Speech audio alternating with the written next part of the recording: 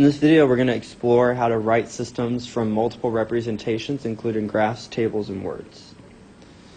To write from a verbal description, remember that you need to be able to understand the problem, and so in order to do that, you need to be able to define the variables and figure out what they're supposed to equal, and then translate that problem into two equations. Remember that your two equations here could be standard form or slope-intercept form. Those are our two most common types. To write from a graph, you need to find the slope and the y-intercept from each of the graphs, so from each line. Write both equations and then check it with the solution. So the solution is where they intersect, so check the solution to make sure that you wrote both lines correctly. From the table, you're finding the rate of change. You might end up having a table that has an x value that's the same for both, so two tables combined into one. You could always separate those two tables into two XY tables. Just make sure that the x values for both, so in this case -4, -2, -0, 2, 4, right? That they get put in both tables, and then just write your y values for each table in the different column, in the different tables. Again, if you're going to rewrite them, again, don't spend all your time rewriting.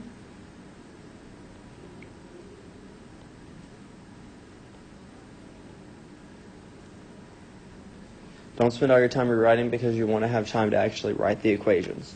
But you're going to find the rate of change. So remember, you're looking at change in y over change in x. Okay, so look for the change in the y and change in x. The y-intercept is where x is 0. If there's no 0 in the table for x, so if there's no 0 in that table, then make sure that you use point-slope form to find the y-intercept that way. Remember that the solution is the point that occurs in both tables, and so you can check your solution. You can check to make sure that you wrote the equations correctly by using the solution. Okay, so let's write the following from the graph.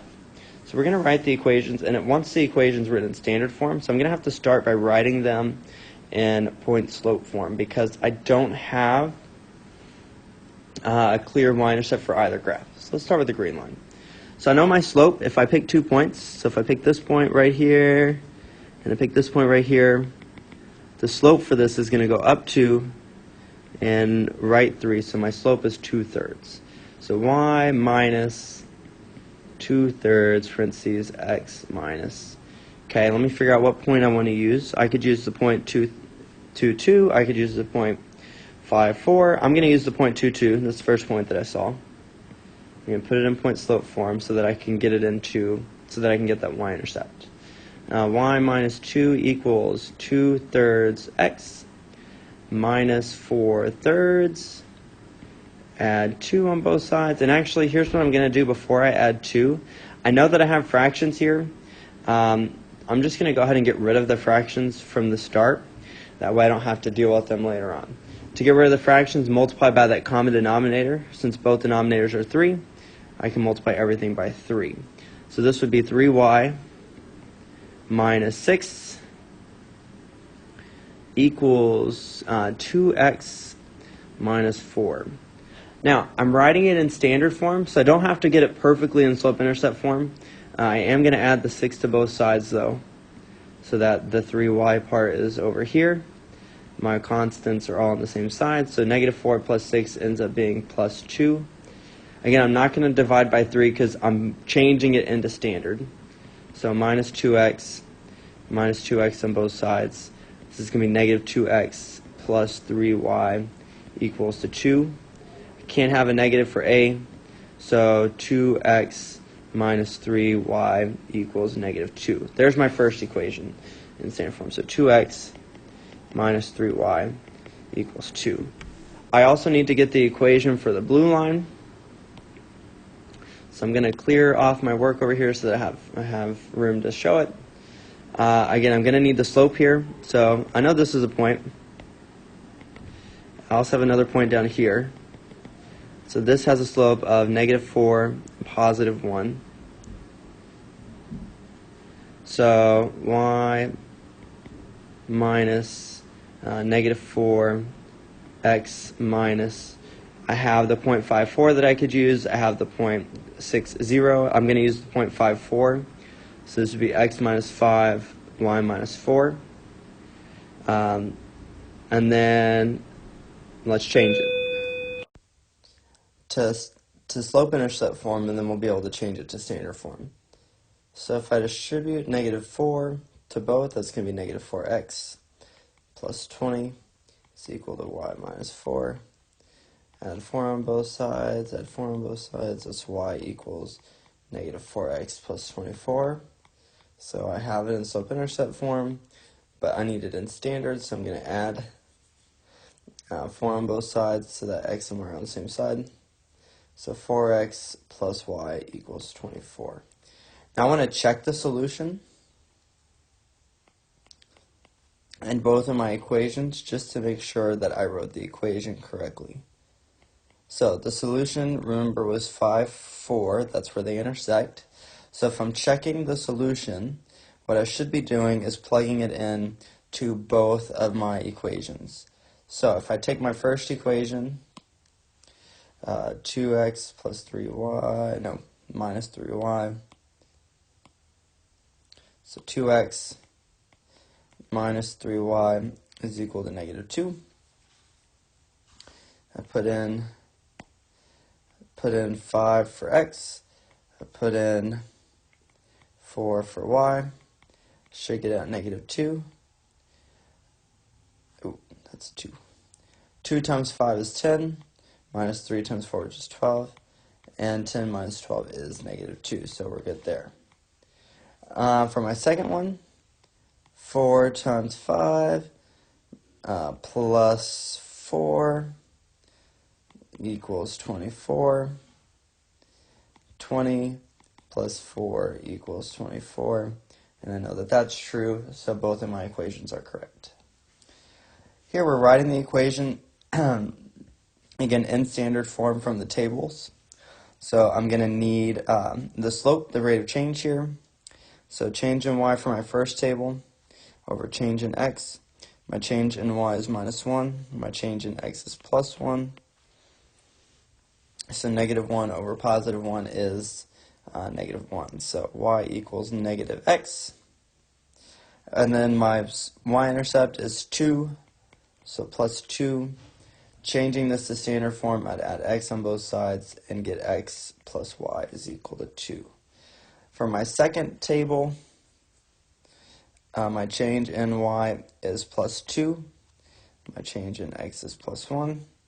So my change in y over change in x is 2, so y equals 2x. And my y-intercept is negative 7, so 2x minus 7. Subtract 2x on both sides so that x and y are on the same side. And multiply everything by negative 1 because can't have negative x. 2x minus y equals positive 7. So there are my two equations in standard form. We want to identify the solution. So remember, the solution is the point that shows up in both. So my solution here is 3, negative 1, because that's what showed up in both equations. And I'm using the solution to make sure that we wrote the equations correctly. So 3 plus negative 1 equals 2. Well, 3 plus negative 1 is really 3 minus 1. And 3 minus 1 gives me 2. 2 times 3 minus negative 1 equals 7.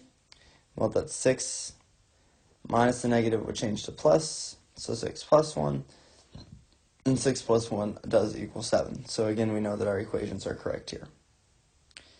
When we're looking at word problems, again, we want to define the variables here. We want to write the equations, and these two equations will be in slope-intercept form, and then we'll use the solution that they give us to check. So it says Rent-A-Flick has 2 movie rental plans. The regular movie rental plan charges $325 for each movie. So I know each movie is what we're looking at. That's going to be x. So x equals number of movies. The preferred movie rental plan is $8.75 membership fee and charges $2 for each movie. So these numbers, as I put them in the equation, when I solve them, will give me the total cost. So y will be my total cost. And so now I can write the two equations. We know the regular movie plan charges $3.25 for each movie, and that's it. So y equals $3.25x. The preferred movie rental plan has an $8.75 membership, so that's a one-time fee, plus $2 for each movie rental, so you get a little bit of a discount. Okay, we're going to check the solution. So it says the cost for 7 movies is the same at 7 movies, and the cost is $22.75. So I'm checking my equation here. $22.75 would go in for the total cost for y. 3.25 times 7, and that is 22.75. So we're good there. The other one is 22.75 equals 2 times 7 plus 8.75. This would be 14 plus 8.75. And 14 plus 8 is 22. So 14 plus 8.75 would be 22.75. So we know those are the same. So I know that that equation is also correct. Before watching the next video, I would like for you to consider what things you look for in order to define your variables.